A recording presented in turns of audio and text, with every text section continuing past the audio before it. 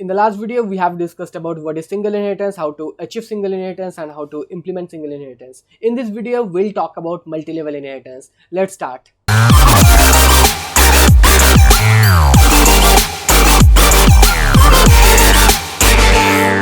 Your multi-level inheritance is almost same as your single inheritance.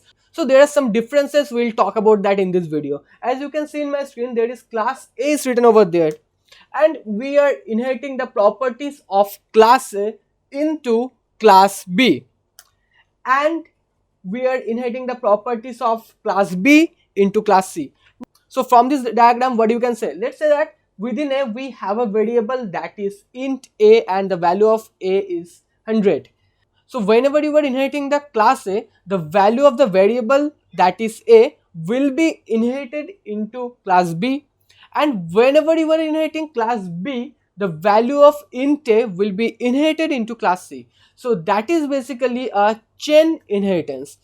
So in this diagram, how many base classes we have? So we have one base classes, that is class A, we have one child class, that is class C, and we have one intermediate class, that is class B. Now, how many number of classes we have? We have n classes. So in this diagram, what is the value of n? The value of n is 3. Now, how many base classes we have? We have one base classes. How many child classes we have? We have only one child classes. And let's say that how many intermediate classes we have. In multi-level inheritance, we will have n minus 2 intermediate classes. So why I am saying n minus 2 intermediate classes? In multi-level inheritance, there can be n number of intermediate classes. Let's say that there will be B, C, D, E, F, and all will be intermediate classes. Now, how many classes we have? We have 3 classes. How many base classes we have? We have one base class. How many child class we have? We have one child class. And how many intermediate classes we have? We have n minus 2. What is the value of n? That is 3. And what will be the output? That is 3 minus 2 equals to 1. So we are satisfying this property. So what is multi-level inheritance? I hope this portion is clear. Let's start with the hands-on.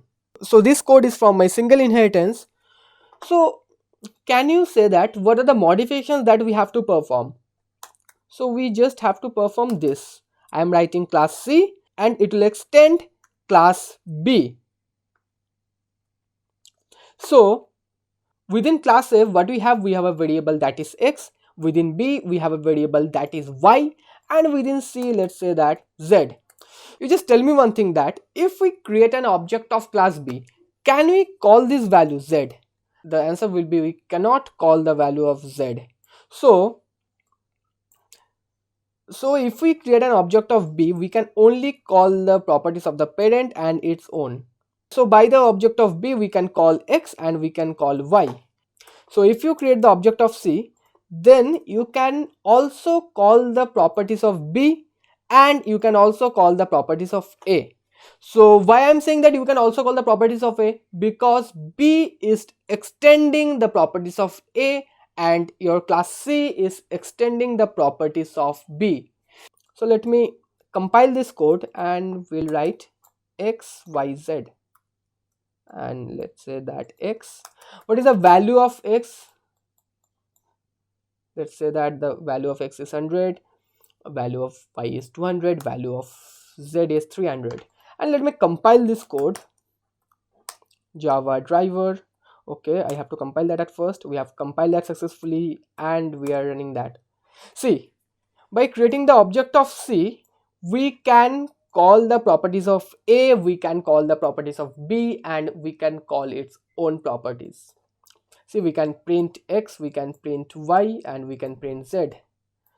And how many classes we have? We have 3 classes. A is the base class, B is the intermediate class, and C is the child class. So I hope the concept of multi-level inheritance is clear to you. In the next video, we'll talk about hierarchical inheritance. See you in the next video.